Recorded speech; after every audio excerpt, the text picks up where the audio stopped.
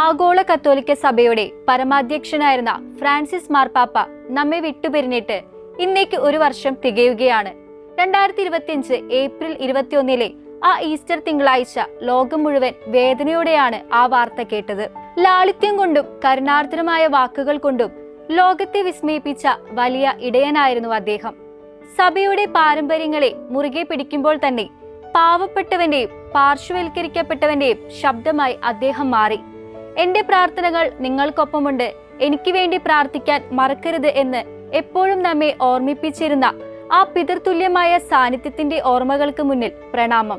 1936 December 17 അർജന്റീനയിലെ Buenos ഐറിസിൽ ഒരു Italian കുടിയേറ്റ കുടുംബത്തിലാണ് ജോർജ് മാരിയോ ബെർഗോഗ്ലിയോ ജനിച്ചത്. കെമിക്കൽ ടെക്നീഷ്യനായി പഠനം പൂർത്തിയാക്കിയ അദ്ദേഹം തന്റെ 20കളിൽ ദൈവവിളി സ്വീകരിക്കുകയും 1958 സൊസൈറ്റി ഓഫ് ജീസസിൽ ചേരുകയും ചെയ്തു. 1969 വൈദികനായി അഭിഷിക്തനായ അദ്ദേഹം അർജന്റീനയിലെ ജെസ്യൂട്ട് പ്രൊവിൻഷ്യലായും പിന്നീട് ബ്യൂണസ് ഐറിസ് ആർച്ച് ബിഷപ്പായും സേവനമനുഷ്ഠിച്ചു. 2001 വിശുദ്ധ ജോൺ പോൾ II മാർപ്പാപ്പ അദ്ദേഹത്തെ കർദിനാൾ പദവിയിലേക്ക് ഉയർത്തി.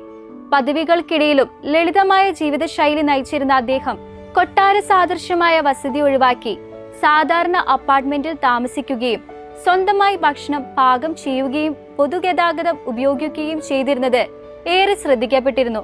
2013 മാർച്ച് 13 ബെനഡിക്ട് 16 മാർപ്പാപ്പയുടെ സ്ഥാനത്യാഗത്തെ തുടർന്ന് കത്തോലിക്ക സഭയുടെ 266 മാർപ്പാപ്പയായി അദ്ദേഹം തെരഞ്ഞെടുക്കപ്പെട്ടു.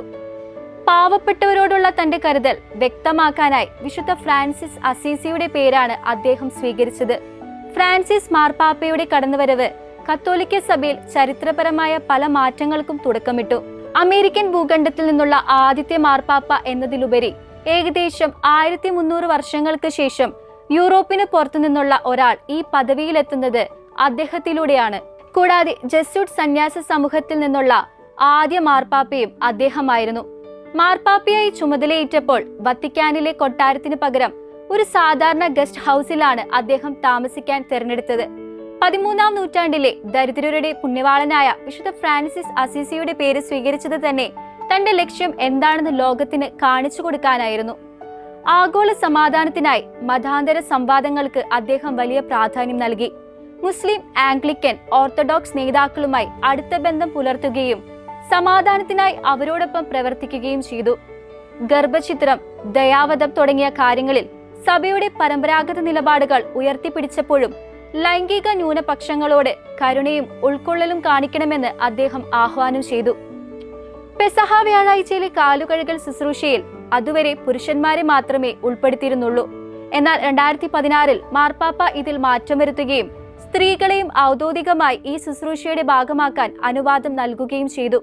കൂടാതെ സ്ത്രീകളെ സഭയിലെ വായനക്കാരായും ശുശ്രൂഷികളായും ഔദ്യോഗികമായി നിയമിക്കാൻ അനുവാദം നൽകി.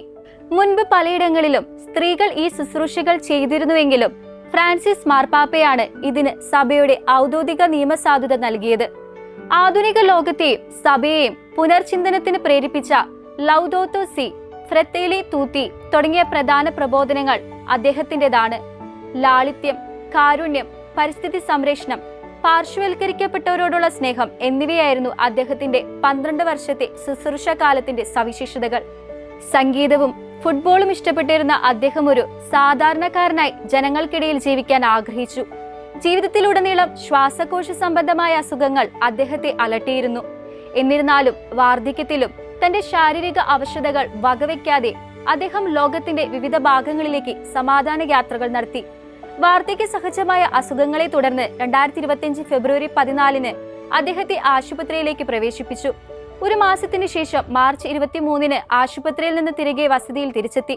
ഫ്രാൻസിസ് മാർപ്പാപ്പയുടെ ജീവിതത്തിലെ ഏറ്റവും ശ്രദ്ധേയവും വികാരനിർഭരവുമായ അവസാന നിമിഷങ്ങളിൽ ഒന്നായിരുന്നു 2025 ഈസ്റ്റർ. അന്നായിരുന്നു മാർപ്പാപ്പ അവസാനമായി പൊതുജനങ്ങളെ അഭിസംബോധന ചെയ്തത്. കഠിനമായ ശ്വാസ തടസ്സവും ന്യൂമോണിയയും കാരണം അദ്ദേഹം ഈസ്റ്റർ കുർബാന നേരിട്ട് ചൊല്ലിയില്ല.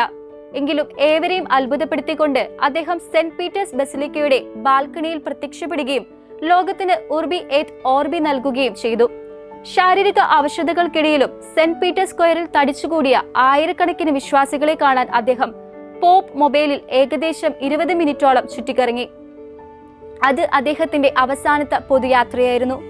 ഈസ്റ്റർ ഞായറാഴ്ചയിലെ ആഘോഷങ്ങൾക്ക് തൊട്ടു പിന്നാലെ 2025 ഏപ്രിൽ 21 തിങ്കളാഴ്ച ഇന്ത്യൻ സമയം ഉച്ചയ്ക്ക് ഏകദേശം 11 മണി പാപ്പ ഭൂമിയിലെ തന്റെ എല്ലാ കടമകളും പൂർത്തീകരിച്ച് ദൈവസന്നിധിയിലേക്ക് യാത്രയായി. തന്റെ ജീവിതത്തിലെ ലാളിത്യവും ദരിദ്രരോടുള്ള കരുണയും ലോകത്തിലെ ഏറ്റവും സ്വാധീനമുള്ള നേതാക്കളിൽ ഒരാളായി മാറി അദ്ദേഹത്തിന്റെ വിയോഗം ഏവരെയും തളർത്തി. അദ്ദേഹത്തിന്റെ സംസ്കാര ചടങ്ങുകൾ ഏപ്രിൽ 26 ശനിയാഴ്ച വത്തിക്കാനിലെ സെന്റ് പീറ്റേഴ്സ് സ്ക്വയറിൽ വെച്ച് നടന്നു.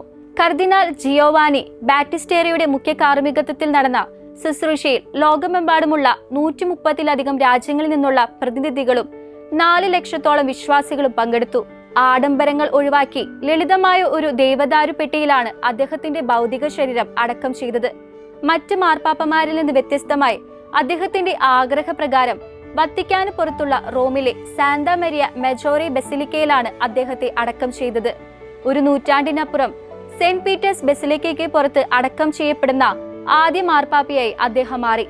സ്നേഹത്തിന്റെയും കരുണയുടെയും ഒരു യുഗം അവസാനിച്ചുവെങ്കിലും ആധുനിക സഭയ്ക്ക് അദ്ദേഹം നൽകിയ വിപ്ലവകരമായ മാറ്റങ്ങൾ ഇന്നും വിശ്വാസികളുടെ ഹൃദയത്തിൽ നിലനിൽക്കുന്നു.